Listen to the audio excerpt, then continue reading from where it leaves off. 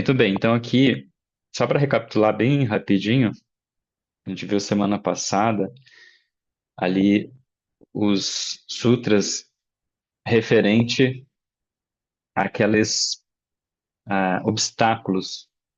Então a gente viu lá no Sutra 30, acho que eram oito obstáculos. Era doença, tédio ou languidez, dúvida, negligência, indolência ou preguiça, sensualidade ou mundanabilidade, falsa percepção ou ilusão, fracasso em alcançar terreno firme e escorregar no terreno conquistado. Então a gente viu esses obstáculos. A gente falou também um pouquinho dos efeitos colaterais das distrações mentais, né? Angústia, desespero, tremores no corpo e distúrbios da respiração. E daí, por fim, a gente falou da prática da concentração em um único objeto, ou em uma técnica, que é o melhor modo de evitar os obstáculos e seus efeitos colaterais, né? Que é o que a gente faz toda semana. Inclusive amanhã daí vai ser 8h30. Amanhã a gente vai fazer 8h30 uma prática meditativa. Beleza, então tá. Hoje, o que a gente tem para hoje a gente vai fazer pelo menos aí a metade da parte de práticas, segundo Patanjali. Ele vai trabalhar essa questão de algumas técnicas, a gente pode dizer assim. Não é bem como a gente trabalha que nem no Kundalini Yoga, né, que tem crias e tal, mas ele vai dar algumas diretrizes assim que é legal, que vai ser bacana a gente ver. Então, assim, ó, ali no Sutra 33, ali do Swami, lá na página 54, então ele vai dizer o seguinte, ó: no cultivar atitudes de amabilidade em relação aos felizes, compaixão ante os infelizes, deleite junto aos virtuosos e indiferença quanto aos perversos. A substância da mente conserva sua tranquilidade imperturbada. É bem legal esse aqui. Esse aqui é bem bacana. A gente vai ficar um tempo nele aqui, porque são quatro chaves assim que a gente pode levar para a vida, assim, sabe? É, eu acho bem interessante. Até a forma que o Swami coloca aqui, eu acho legal. Então ele diz o seguinte, ó: quer esteja interessado em alcançar o samadhi ou planeje ignorar o yoga inteiramente, eu aconselharia a lembrar-se pelo menos desse único sutra. Será de grande ajuda para conservar a mente em paz em sua vida diária. Você pode não ter qualquer grande meta em sua vida, porém tente seguir em diligência só esse único sutra e verá sua eficácia. Em minha própria experiência, diz o Swami, esse sutra tornou-se a lanterna que me levou a sempre conservar a mente serena. Olha que importante, né? Quem não gostaria de seriedade mental sempre? Quem não gostaria de ser feliz sempre? Todos querem isso. Assim, Patanjali dá quatro chaves, né? Então, vocês podem até anotar essas quatro chaves: amabilidade, compaixão, deleite e indiferença, tá? E depois eu vejo ali da Profilar. E então, assim, ó, ele fala assim: só há quatro tipos de fechaduras no mundo. Guarde sempre essas quatro chaves com você. E quando deparar com qualquer uma dessas fechaduras, será a chave apropriada para abri-la. Que são essas quatro fechaduras? Então, ele fala das fechaduras. Ele vai colocar aqui que era o que está em sânscrito ali no Sutra. Ele vai estar escrito assim, ó: Sukha, Dukkha, Punya e Apunya. Então, sukha significa as pessoas felizes. Sukha está relacionado à felicidade. Dukkha são as pessoas infelizes. Então, está relacionado a essa infelicidade. Punya significa as pessoas virtuosas. E apunya, as pessoas perversas. Em qualquer momento dado, você pode enquadrar qualquer pessoa numa dessas quatro categorias. Então, ele vai dar aqui alguns exemplos, ó. Quando encontrar uma pessoa feliz, use a chave da amabilidade. Por que Patanjali diria isso?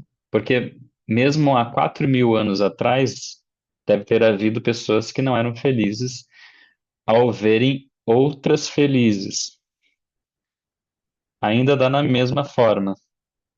Suponhamos que alguém vá dirigindo seu belo carro, estacione diante de uma mansão enorme, um verdadeiro palácio, e saia.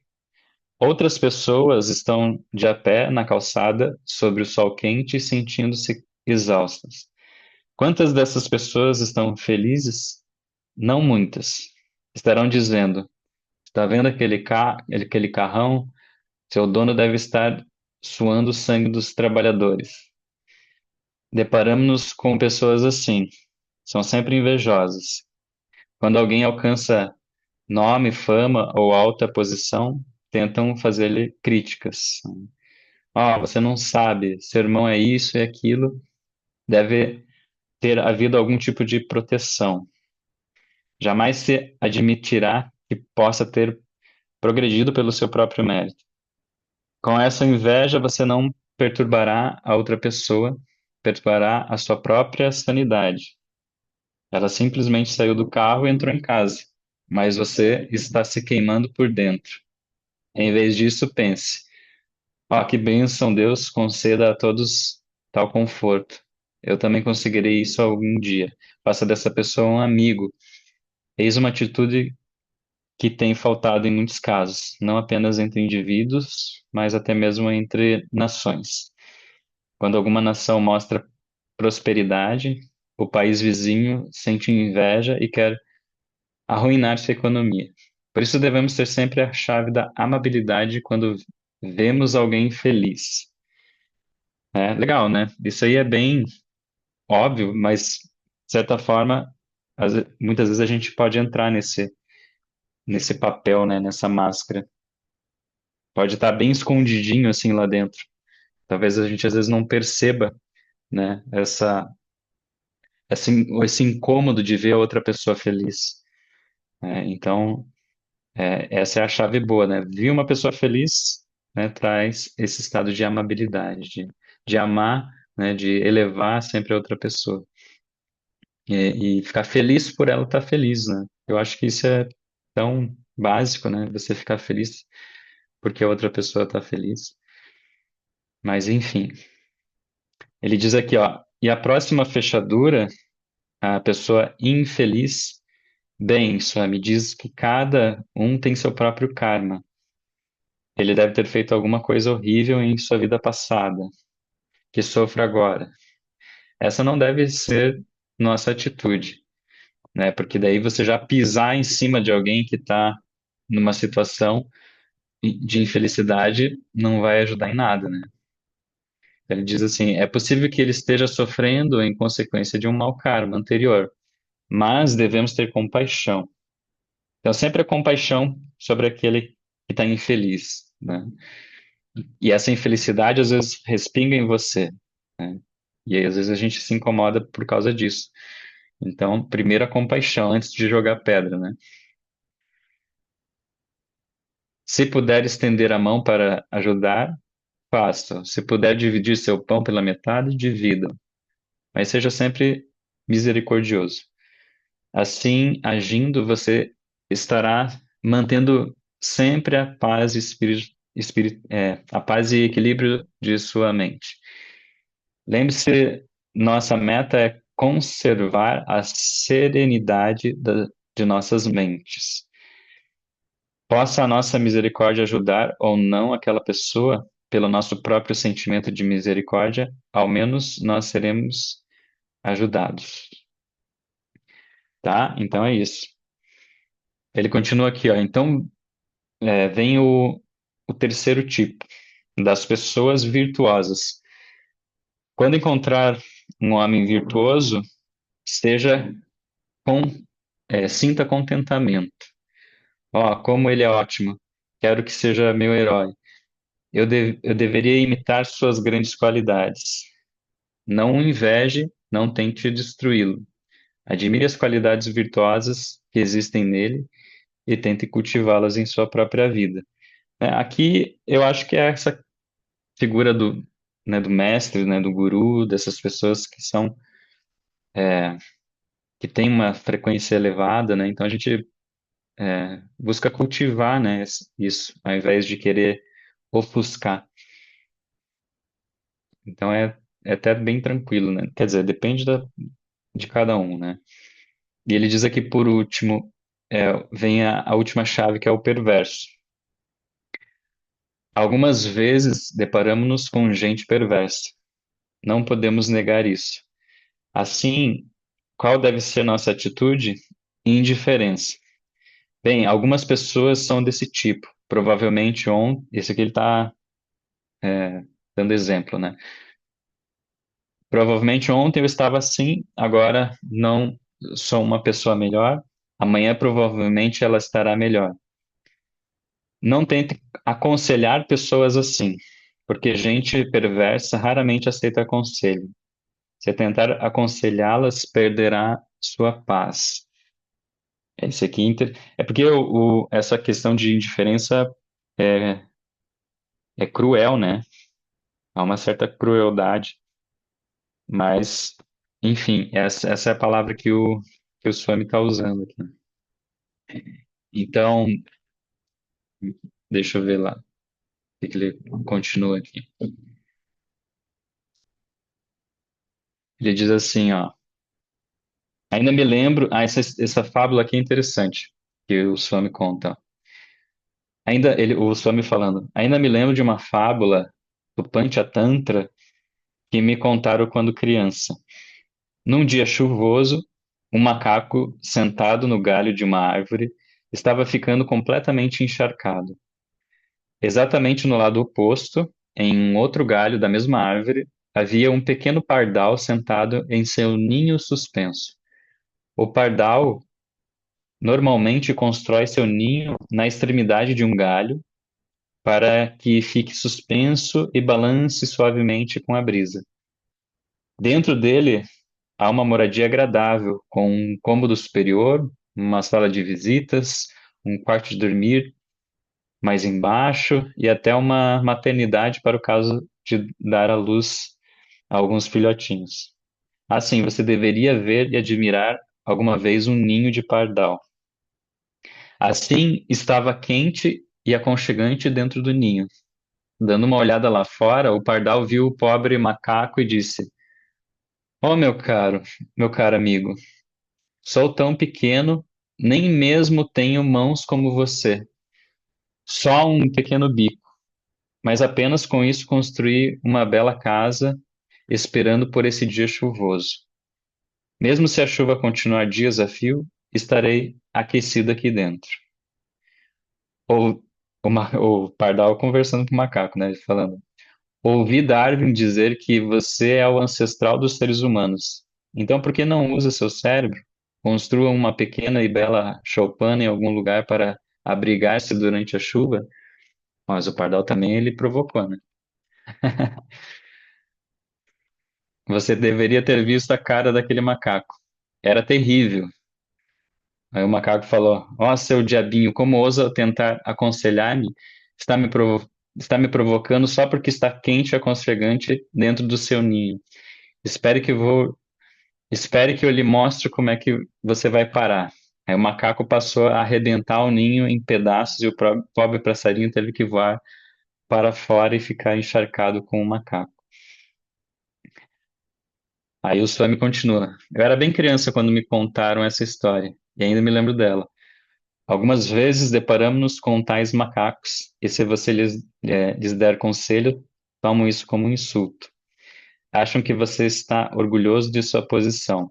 Se você perceber um pouco que seja, essa tendência em alguém, afaste-se. Seja ele ou ela, terá que aprender por experiência.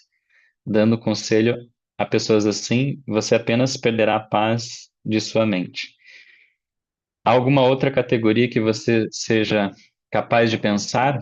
Patanjali agrupa todos os indivíduos nessas quatro, né? Os felizes, os infelizes, virtuosos e perversos. Tem então essas quatro atitudes: amabilidade, compaixão, contentamento e indiferença. Você deve ter sempre essas quatro chaves em seu bolso. Se usar a chave certa com a pessoa certa, manterá a sua paz. Nada no mundo poderá então perturbá-lo. Lembre-se, nossa meta é conservar a mente serena, desde bem, deste bem do princípio dos sutras, de Patanjali. Estamos lembrando disso. E esse sutra muito ajudará. Então, né, o Swami aqui deu esses exemplos. Eu acho interessante. Eu acho que o da indiferença, não sei se essa palavra seria bem adequada, porque a gente não precisa ser frio, né, com outra pessoa. A gente só tem que saber dosar aí as palavras, né? Se tiver amorosidade nas palavras, não precisa ser indiferente, na minha opinião, né? Sempre vir nesse lugar, né, de humildade e falar desse lugar de humildade, não vai precisar ser tão indiferente. Mas só que tem que cuidar com essa questão de querer ajudar, né? Aquele que não está afim de ser ajudado. Daí, realmente, daí você não. Aí você cria essa diferença, né? Essa abençoa. Eu aprendi assim, né? Se a pessoa não quer meu auxílio, eu abençoo e tá tudo certo. Até hoje, inclusive, teve um, um colega meu que eu falei um tempo atrás para ele entrar aqui no grupo, e daí ele já fez prática de yoga comigo na época que eu morava em Itajaí, e daí ele sempre me pergunta alguma coisa, daí eu falei lá, entra lá no grupo, eu tô sempre colocando coisa lá, a gente faz esses encontros, tem prática. Daí ele entrou, hoje ele saiu do grupo. E daí veio mandar mensagem. Porra, eu saí do grupo, me senti meio culpado, assim. Aí eu falei pra ele, não, tudo bem sair do grupo, mas, mas significa que você não dá muito valor ao meu servir. Aí ele ficou meio assim. Daí eu falei, não, mas tá tranquilo, eu não tô bravo contigo. Eu só, é ali que eu coloco tudo, né, o que eu posso servir, né, de forma acessível, assim. E, ou seja, tipo, eu não vou ficar daí atendendo ele assim, porque ele tava, né, tinha a possibilidade, tava ali no grupo. Daí, se ele ficar me perguntando muita coisa no privado, eu não vou ficar tão solícito, porque eu ofereci a oportunidade para ele, né? Então, sei lá, só para trazer um exemplo assim, eu nunca, eu podia ser indiferente, nem falar com ele no Instagram, mas não precisa, né, ser tão cruel, né? A pessoa tem que aprender, assim, de algum jeito, tá? Os mestres, assim, em alguns livros a gente vê, eles são às vezes meio ferrenhos, assim, em algumas questões desse sentido, né, de para que a pessoa perceba, né, essa má vontade, e daí eles acabam sendo assim. Mas enfim, aí é meio de cada um. Esse sutra aqui no material da Prof. Laura é traduzido assim, ó. A mente torna-se clara pelo cultivo de atitudes de cordialidade, né, aos felizes, compaixão, como a gente falou ali, né, aos tristes, alegria e indiferença diante da felicidade, miséria, virtude e vício, respectivamente. Aqui já tem né, umas coisas a mais, assim. Ela colocou alegria e indiferença, né, que é basicamente o que estava ali, né, também. É, ali estava, como é que o Swami colocou? Contentamento, né, em vez de alegria. Mesma coisa. Esse contentamento e essa alegria aqui também é diferença. A prof também a prof é bem cruel, assim. Tá, então, que mais? Vamos lá, vamos para outro sutra aqui. 34. E aqui é outra técnica.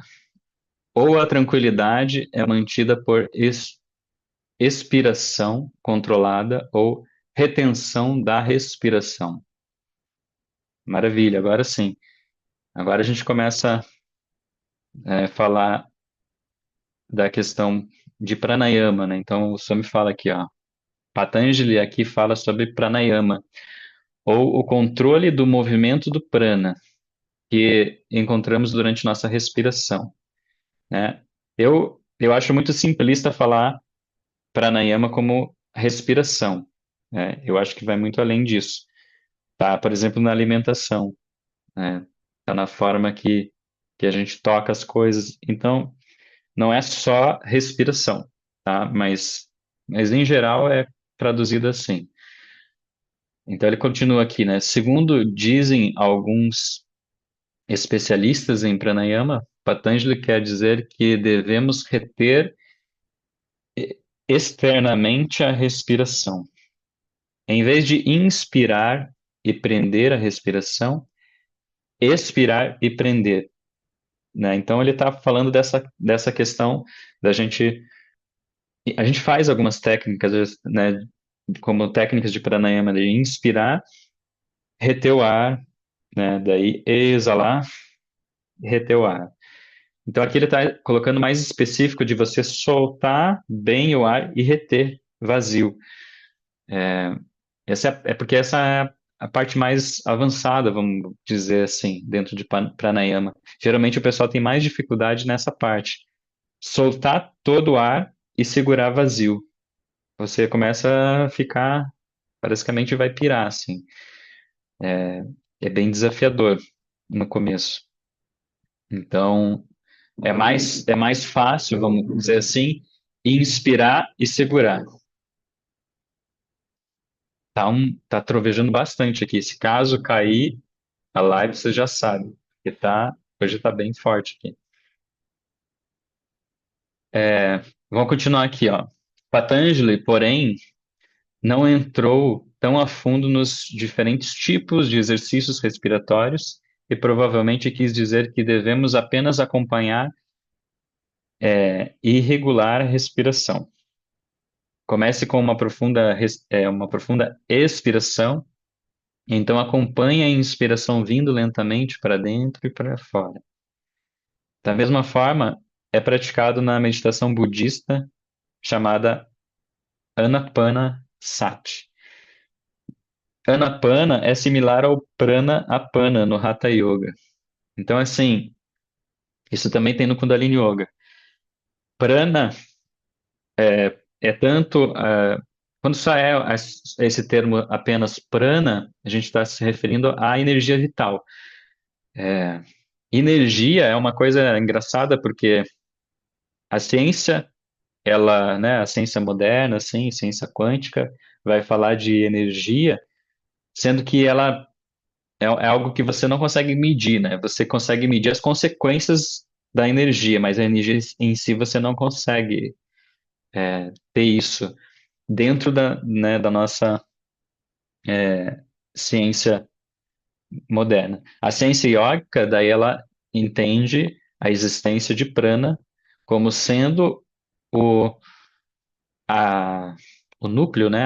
A essência dessa energia. Não sei se vocês estão captando. Estão entendendo isso? É muito. Eu achei que tinha até travado aquela. Vocês estão. Vamos voltar aqui. A energia em si na ciência não existe. Se perguntar para um cientista onde é que está a energia, não tem, não existe. Quer dizer, não é que não existe, eles não conseguem, não dá para pegar a energia na mão. Você tem energia aqui, o foco, a luz está acesa, mas é a reação da energia, é, né, o foco que vai na tomada.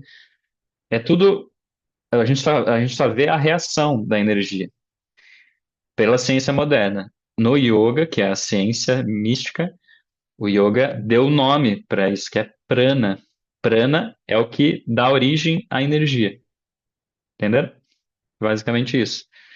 Então, aí a gente tem esses dois termos, prana e apana. Só que esses dois termos estão falando de áreas dentro do nosso corpo. Então, na verdade, está simplificado. Seria Pranavayu e Apanavayu. Esse Vayu são áreas que a gente tem, são 5 áreas onde circulam a nossa energia orgânica, tá? Então, Pranavayu é essa energia de absorção. Então, quando a gente come, né, a gente se alimenta, a gente respira. Quando a gente assiste TV, assiste alguma coisa, está absorvendo informação. Então, é prana. Que tipo de energia você está trazendo para você, correto? Beleza? Prana Vayu. Então, você está colocando nessa área prânica dentro do teu corpo. Apana Vayu, né? Só coloca um A no começo. Apana. Quer dizer, não é prana, né? É apana, né? Senão seria aprana. Não, mas é apana. É essa energia de eliminação. Então, é quando a gente elimina. A gente vai no banheiro, quando a gente sua, né? Quando a gente chora, quando a gente solta a pana. Então, a gente precisa regular isso.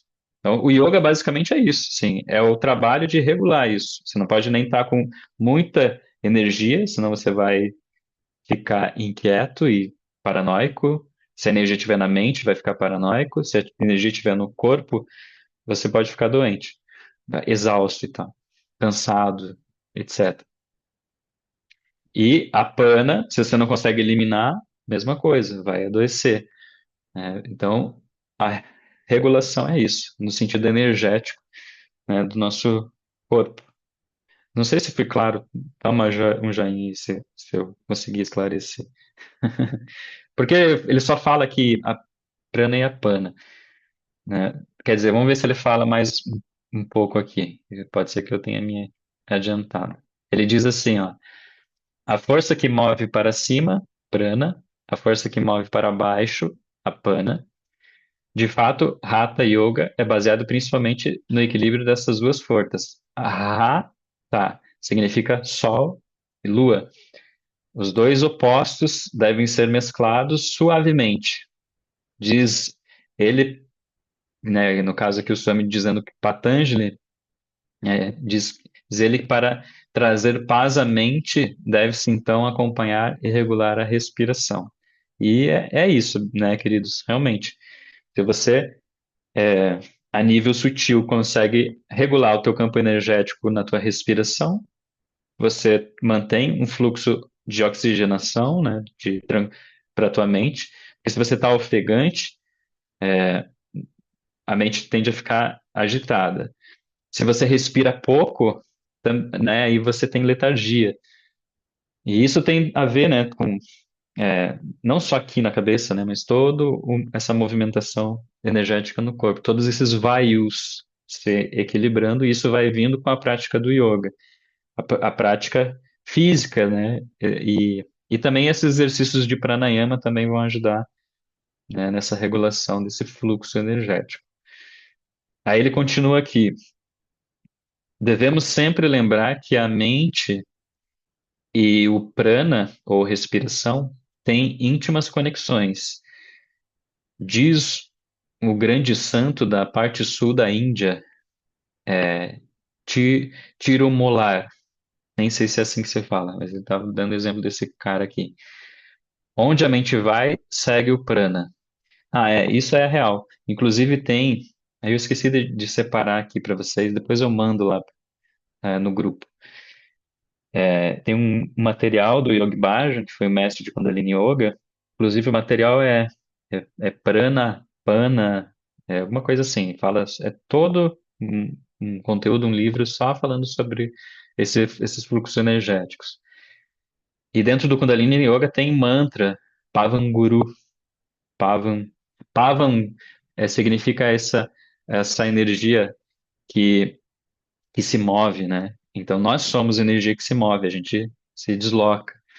Então, Pavanguru. Então, se a gente se desloca, né, a sabedoria, a gente pode se deslocar a sabedoria, né, através da nossa intenção.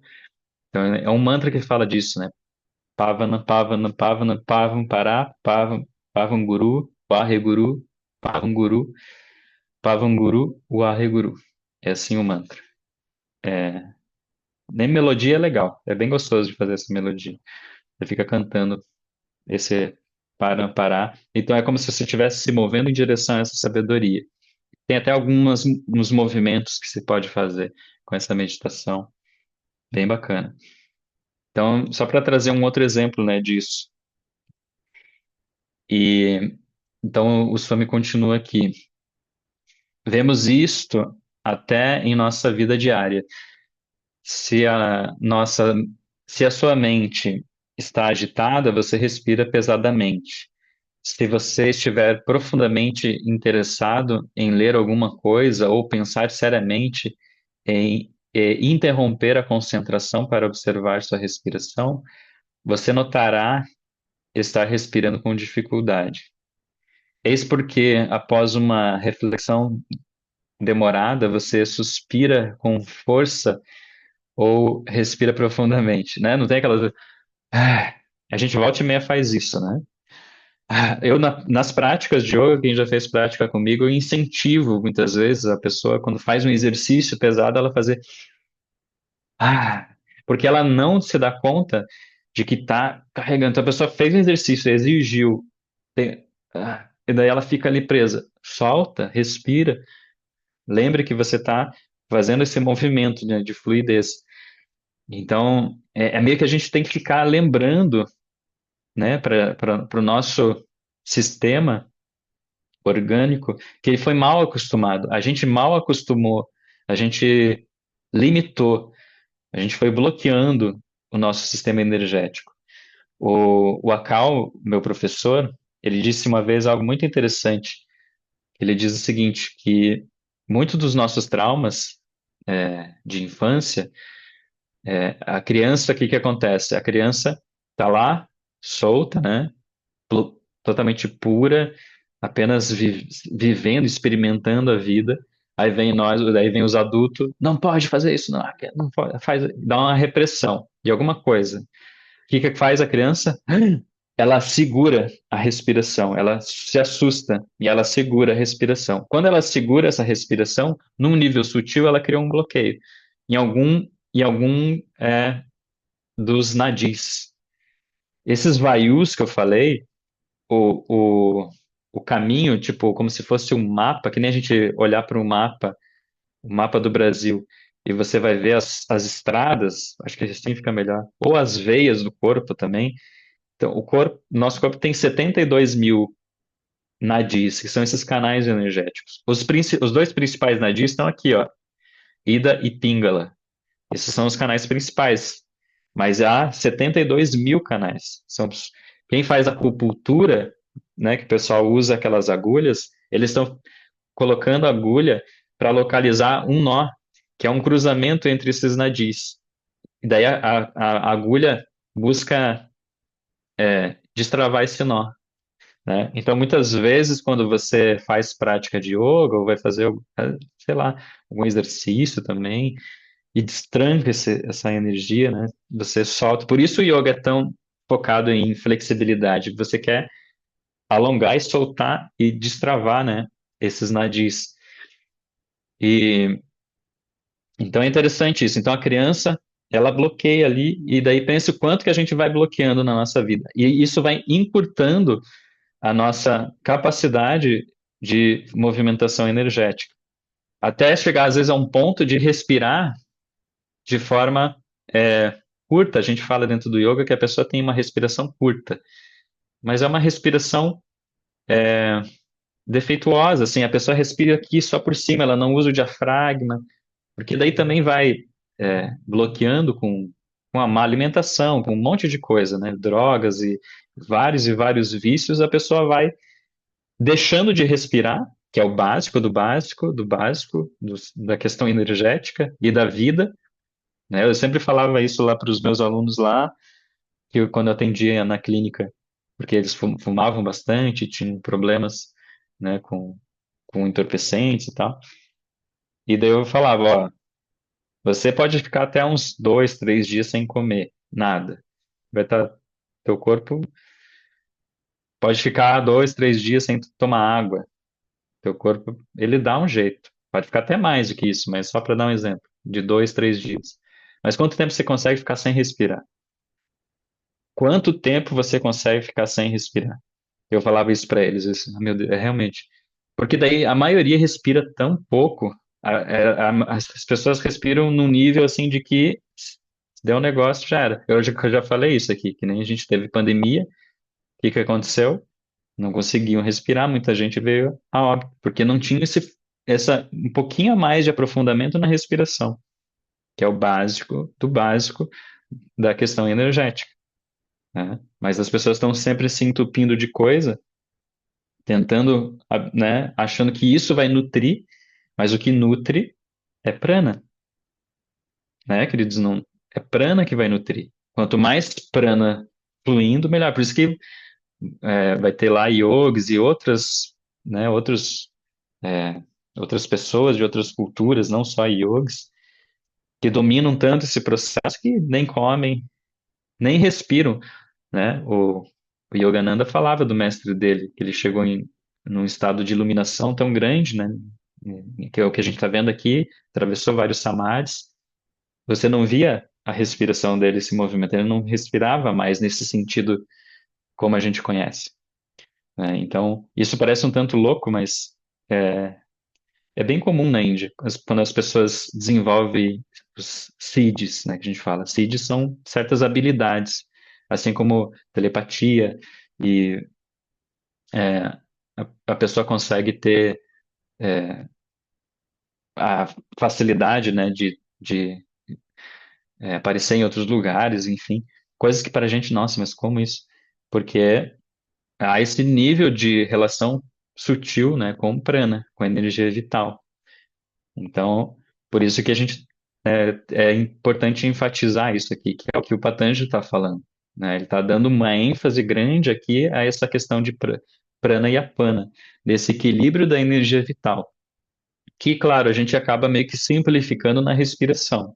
E tá ótimo, porque por onde a gente começa, fazendo respirações intercaladas, né? Inspirando numa narina, soltando na outra.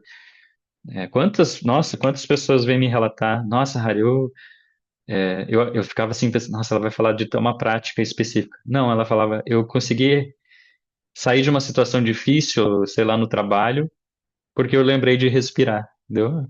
Ótimo, maravilha. Só de lembrar de respirar, né, de trazer consciência.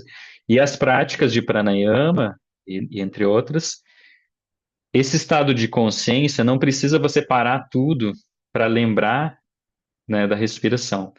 Quando a gente trabalha dentro das práticas de yoga, a gente vai acessando um nível de consciência em que você vai estar fazendo as suas atividades, mas você está consciente da tua respiração. Tipo, eu estou falando aqui agora, eu estou consciente de que eu não estou com a minha respiração muito boa porque eu comi agora há pouco. Não deveria, mas eu comi e minha respiração não está lá grande coisa. Eu estaria bem melhor se eu tivesse com o meu estômago vazio, que é o que é que eu não via da prática de yoga, né? Quando eu dou prática de yoga e quando eu dou aula, né, eu já não já evito comer. Imagine se eu fosse praticar.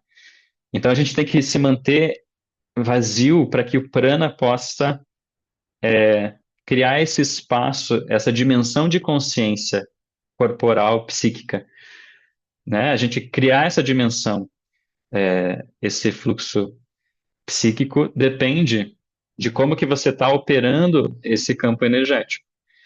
Então, por isso a importância, né, da prática de yoga e de pranayama. Tem gente que fala assim, ah, mas eu não faço nenhuma prática de yoga, eu só faço meditação e pranayama.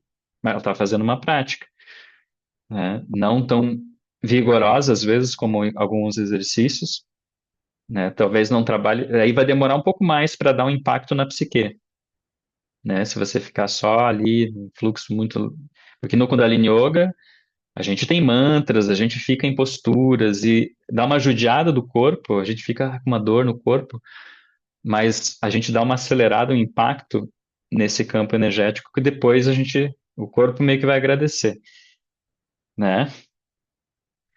Beleza, eu acho que é, tá, faz sentido aí para vocês isso tudo? Tô viajando demais?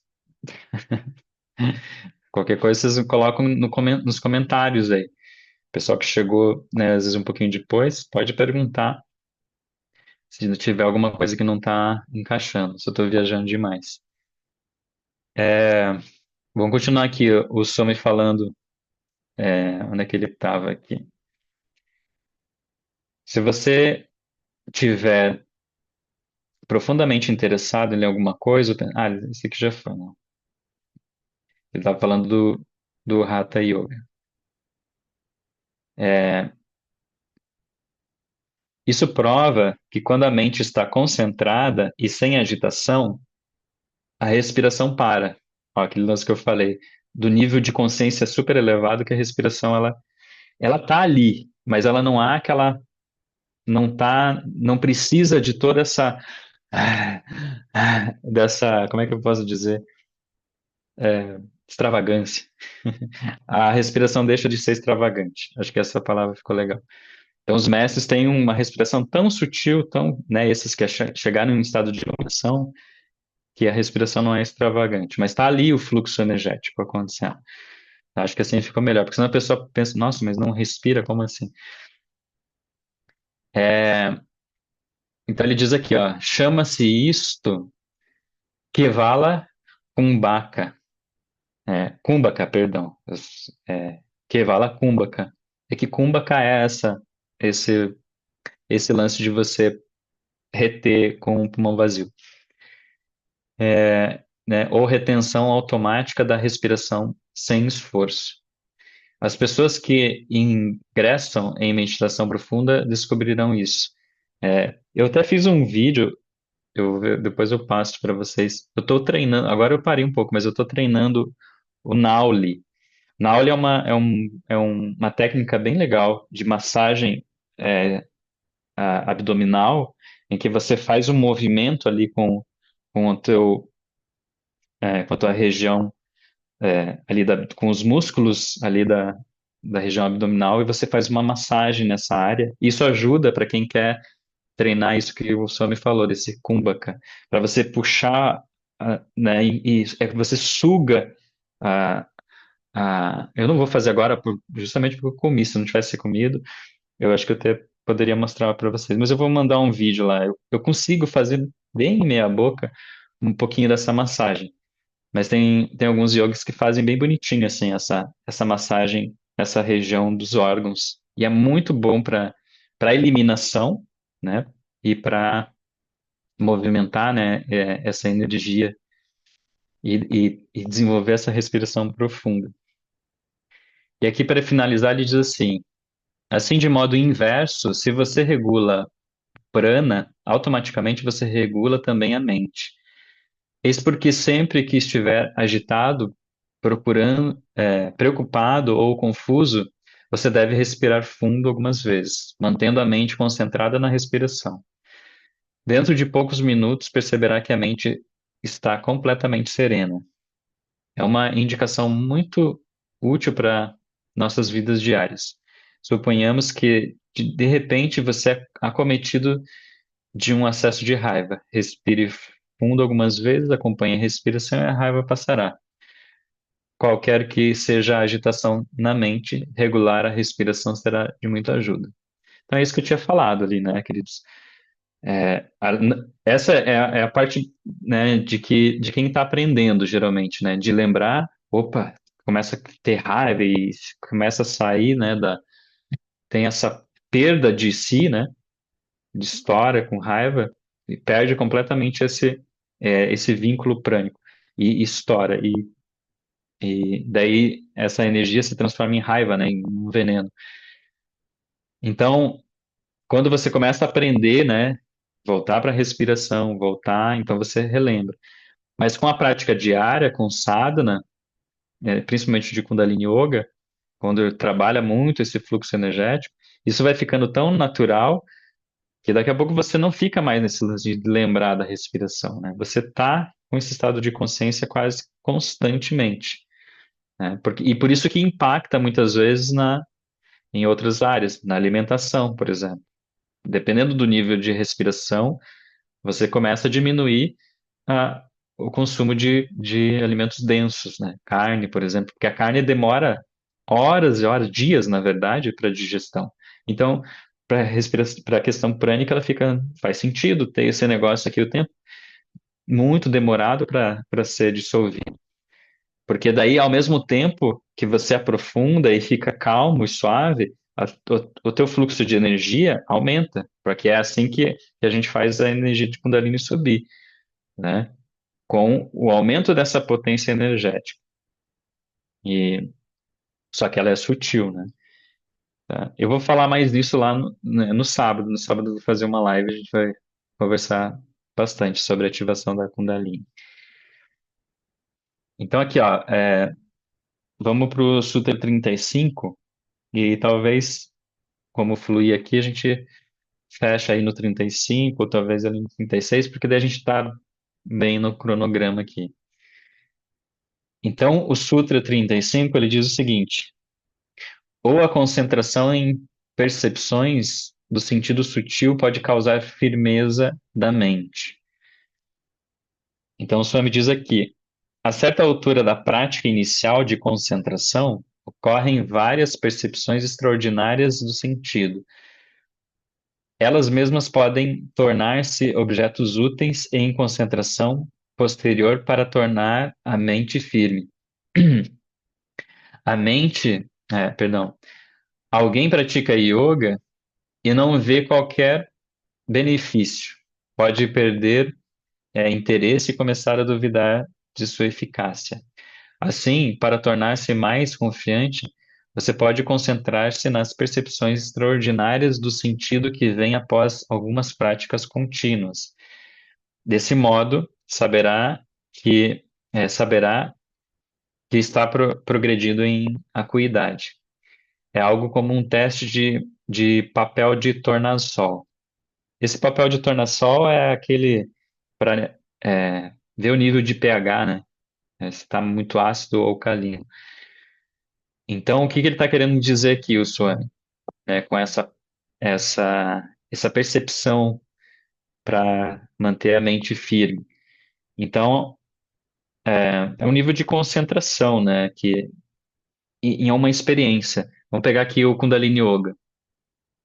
Por isso que o Kundalini Yoga acaba sendo bem interessante para muita gente, porque em pouco tempo a pessoa vai ter um certo tipo de experiência forte, às vezes na mesma prática, né? No mesmo dia ali nunca fez nada e fez um cria, uma meditação e ela vai sentir algum efeito e, né, essa experiência, então ela pode ir firmando nessas experiências, né, essa progressão, tá? Então é uma boa medida. Por isso quando eu atendo as pessoas e passo um sadhana, geralmente quando faço atendimento individual, né, então eu recomendo, ó, faz essa prática por 40 dias, para que daí durante esses 40 dias você vai percebendo e até anotando, que é interessante, e anotando esses tipos de experiências, né? Ah, hoje eu consegui dormir melhor, hoje aconteceu algo que antes eu não conseguia fazer, hoje eu consegui fazer, e vai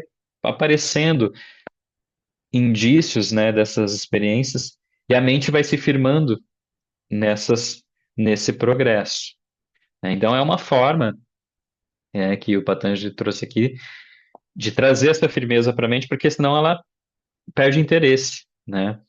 E isso é importante, então, no começo. Por isso que o Kundalini ele é muito apto para a era atual, porque como as pessoas têm tantos estímulos, se for fazer um yoga como era feito muito antigamente, essa galera nova não vai querer. Tem que sentar ali e fazer uma respiração devagar, ela vai desistir. A mente está muito, muito acelerada. Então ela precisa de um outro tipo de impacto para, opa, tem alguma coisa aqui. E daí ela consiga se nortear. Mas isso é um processo, geralmente inicial, e, e que depois eu também posso falar lá mais no sábado, para a gente também não ficar só preso a isso, né? Que muita gente lê e confunde, acha que experiências de Samadhi, eu já falei isso aqui nos estudos também, a gente já comentou sobre isso. Tem que ser algum tipo de experiência específica, como é dito nos livros, mas não é isso. Pode ocorrer certas experiências, como esses efeitos colaterais que o yoga traz, mas não significa que tem que ser uma experiência específica, né? Então é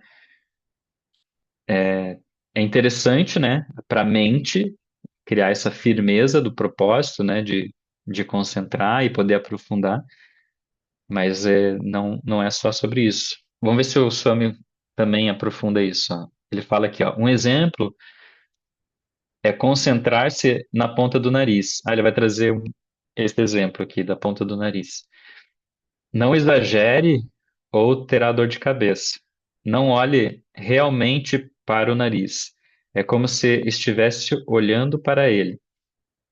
Conserve sua mente nele. Se a mente de fato estiver concentrada, depois de algum tempo você experimentará aroma extraordinário. É possível até que olhe em volta para ver se há alguma flor ou perfume por dentro. Se acontecer essa sensação, é uma prova de que você conseguiu dar acuidade à sua mente. Então a mente focou ali na ponta do nariz e você trouxe, né, um aroma diferente. Então isso lhe dará confiança, mas por ela mesma, a experiência não ajudará a alcançar a meta, ó, que é o que eu estava falando. É apenas um teste, só isso. Não faça do ato de concentrar-se no nariz e sentir aromas agradáveis sua meta. Então é isso, é não confundir a, o efeito colateral com a realização. Acho que assim fica claro, né? Outro exemplo é dirigir sua mente para a ponta da língua.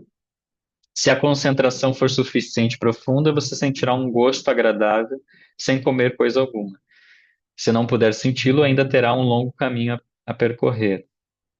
Há várias sugestões semelhantes. Concentrar-se em seu palato, ou no meio, ou na parte superior da língua, ou na região da garganta, e obter algumas outras experiências extraordinárias. Você ganhará confiança com essas experiências e sentirá que está progredindo. Só para isso, só para isso são úteis, né? Como eu falei. Então é só para você ter uma guiança de que, opa, estou conseguindo, né? Então, o lance de concentração, né? Então, tem muita gente que tem dificuldade de concentrar com os olhos fechados. É uma boa técnica você focar na ponta do nariz, mas não com o olho regalado, o olho levemente aberto, assim. Aí você vai ver aquela área meio turva, assim, daí você foca naquela parte turva. Então, isso ajuda na concentração e pode talvez trazer esses sentidos, né? Esses sentidos que nem o Swami falou. Mas é só para você ir treinando, né? Esse processo de concentração. Mas é bem legal isso.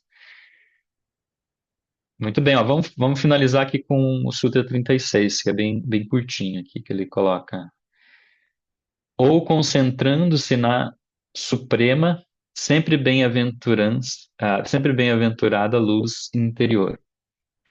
Imagine uma luz brilhante e divina que esteja além de todas as angústias, medos e preocupação. A suprema luz em você. Visualize um globo brilhante em seu coração representando sua consciência divina, ou imagine seu coração contendo uma linda e brilhante flor de lótus. Sua mente estará facilmente absorta nisso e você terá uma experiência agradável. No começo é preciso imaginar essa luz, que mais tarde se tornará realidade. Então, essa é outra técnica também, né? É muito usada também dentro do yoga, né? Então, imaginar essa luz interna que começa pequena aqui no coração e daí vai se expandindo para fora do corpo e vai indo para além, né, do ambiente que você está e do país e do universo, pode ir além. Então, essa imaginação da luz é muito boa também, uma ótima forma de concentrar a mente em algo que é subjetivo no sentido que nem prana, né? Que a gente falou de prana ali. a luz também é um espectro interessante, né? Que é muito relacionado a essa realização do ser, né? Então, o ser realizado é pura luz, aquilo que a gente é. Então, é uma ótima abordagem também você trazer isso nas suas práticas, né, meditativas. Então, pode ver, é como se fosse aqui a área, como se fosse dicas, assim, né? Que tem, se os sutras fossem inventados nessa era, isso que tudo seria réus de Instagram e TikTok. As pessoas faz isso, pá, beleza, pronto. Mas é mais profundo do que isso, né? Não é só uma técnicazinha, não é só uma dicasinha. É, a gente está falando dessa serenidade da mente. O Patanjali está nos guiando para que a mente continue serena. Lembra que a gente falou na aula passada, né? Para sair ali dos obstáculos. Então ele dá esses procedimentos que a gente foi vendo hoje, né? Da mente cultivar, né? Aquelas atitudes, né? De, de cordialidade, né? De compaixão, alegria, indiferença. Então você desenvolver esses processos, né? Essa observação, né, e trabalhar essa exalação e retenção, né, então perceber bem a tua respiração, trazer consciência para o fluxo prânico, né, para esse campo energético sutil, né, que não vem só de fora. Eu não vou ficar energético, né, tomando energético, né, tomar uma coisa para ficar com energia. Você consegue acessar esse campo energético sutilizando, né, teu processo respiratório, tua relação com o prana. E esses procedimentos de firmar a mente, né? Firmar a mente em alguma questão, né? Foco entre as sobrancelhas, o foco no ponto, né, na ponta do nariz, ali na língua, no céu da boca, muita gente faz em algumas técnicas, pressionando, né, o céu da boca, estimulando a pituitária. E essa percebendo a luz, né? Então, sentindo que você é esse campo de luz. São técnicas simples, porém bem poderosas, né? Então tá. Aí a gente vê o restante, ó, do Sutra 37 ao 40, a gente termina essa parte de práticas e daí vai para a última sessão do nosso estudo. Então, mais umas 4 aulas aí, 3 ou 4 aulas a gente termina. Certo, queridos? Alguma dúvida, alguma questão? Podem colocar ali no chat se quiserem complementar alguma coisa. Estou agora ouvidos para vocês. Se quiserem abrir o áudio também, podem ficar à vontade. Não se sintam, é, como é que se diz? Não sei. Não se sintam tímidos, não se sintam, é, sei lá, podem falar, podem dizer, senão a gente encerra. Porque para mim já foi 1 hora aqui que eu já estou satisfeito, né? Se vocês estão satisfeitos também, então tá tudo certo. Acho que foi legal, foi bacana, né? Essas dicas, essas técnicas, né? Claro que a gente acaba trabalhando com outras, porque isso aqui a gente está falando de um material bem básico, né? E muito antigo. E, e depois a gente as escolas de yogas foram trabalhando, né? Outras e outras técnicas em cima disso. Então hoje, graças a Deus, a gente tem aí um arsenal, né? De procedimentos yógicos que a gente pode ir trabalhando, né? Só do Kundalini Yoga eu passo aí toda semana, estou passando práticas, sempre tem alguma coisinha nova ali, e então é muito,